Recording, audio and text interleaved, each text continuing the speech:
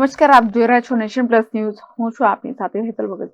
આણંદમાં ગેરકાયદેસર દબાણોનો સફાયો કરવામાં આવી રહ્યો છે, જેમાં ઇસ્માઇલનગર બ્રિજથી સામરખા ચોકડી સુધીના માર્ગ પરના ગેરકાયદેસર કાચા પાકા દબાણો દૂર કરાયા છે, તો હાઈસ્કૂલની દિવાલ પણ તોડી પાડવામાં આવી છે.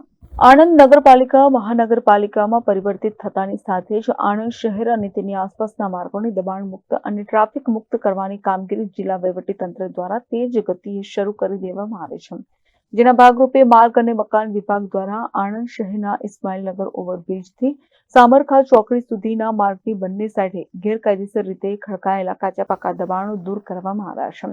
આણંદ શહેરના ઇસ્માઇલનગરથી સામરખા ચોકડી રોડ ઉપર છેલ્લા ઘણા સમયથી ગેરકાયદેસર કાચા પાકા દબાણો ઉભા કરી દેવામાં આવ્યા હતા, જેને પગલે આ મુખ્ય માર્ગ પર અવારનવાર ટ્રાફિક જામ સર્જાતો હતો અને વાહન ચાલકોને ભારે હાલાકી વેઠવી પડતી હતી, જેને ધ્યાનમાં રાખી માર્ગ અને મકાન વિભાગ દ્વારા આ વિસ્તારના તમામ દબાણકર્તાઓને નોટિસ પાઠવવામાં આવી હતી.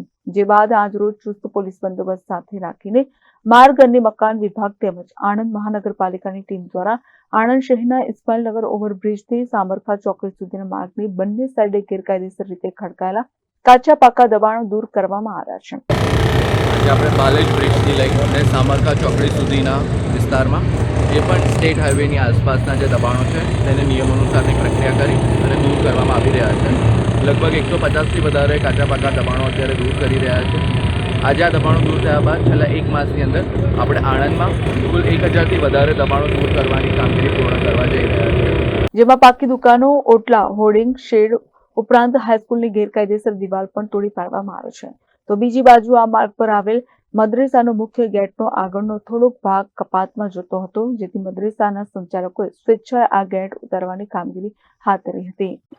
આજરોજ આણંદ ટાઉનના ઇસ્માઇલનગર ઓવરબ્રિજથી સામરખા ચોકડી તરફ જતા રોડ ઉપર પાકા તથા કાચા દબાણો હટાડવાનો ઝુંબેશ હાથ ધરવામાં આવેલ છે.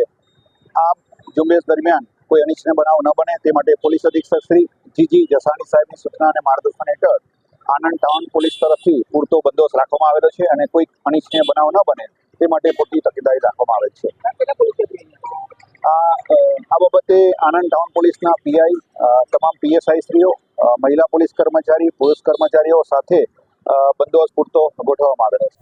આણંદથી દિનેશ પટેલ સાથે Hiren Shah, Nation Plus News, Khambhat. સમાચારોના સતત અપડેટ મેળવવા માટે અમારી નેશન પ્લસ ન્યૂઝની યુટ્યુબ ચેનલને સબસ્ક્રાઇબ કરો, બેલ આઇકન દબાવો અને જોડાયેલા રહો ફેસબુક, ઇન્સ્ટાગ્રામ અને ટ્વિટર પર.